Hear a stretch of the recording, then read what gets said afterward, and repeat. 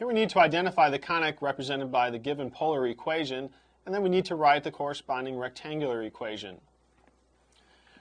We're given the equation r equals 3 divided by 1 minus 2 cosine theta.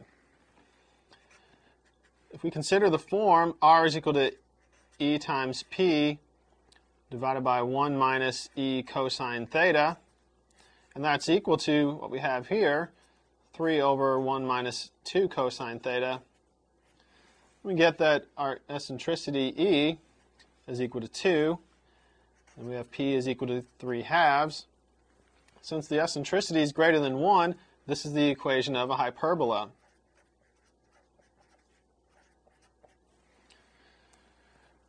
If we start with our equation then, r is equal to 3 over 1 minus 2 cosine theta. Multiply both sides by 1 minus 2 cosine theta.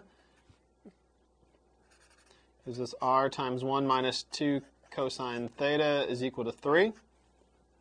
Go ahead and distribute the r. We'll have r minus 2r cosine theta is equal to 3. Since we know that x is equal to r cosine theta, and we have x squared plus y squared is equal to r squared, to continue on to get our rectangular equation, we want to isolate the r term. We're going to add 2r cosine theta to both sides, so we get r is equal to 2r cosine theta plus 3. Next, we'd like to square both sides, so we'll have r squared is equal to 2r cosine theta plus 3 quantity squared. Remember that r squared was x squared plus y squared. And we had that r cosine theta was equal to x. So this gives us 2x plus 3 quantity squared. So now we're into the rectangular form, but we need to clean this up. This will give us x squared plus y squared equals 4x squared plus 12x plus 9. We can rewrite this as 3x squared plus 12x minus y squared equals negative 9. We need to complete the square in x, so we're going to factor off a 3 off of the x terms. We'll have 3 times x squared plus 4x minus y squared equals negative 9.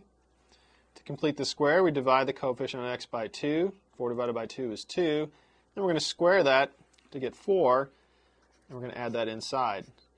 So we get 3 times x squared plus 4x plus 4, in parentheses, minus y squared equals negative 9.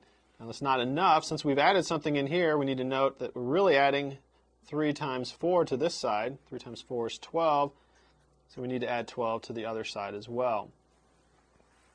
That's going to give us 3 times x plus 2 quantity squared minus y squared equals 3. And if we divide both sides by 3, we'll get x plus 2 quantity squared divided by 1 minus y squared divided by 3 is equal to 1.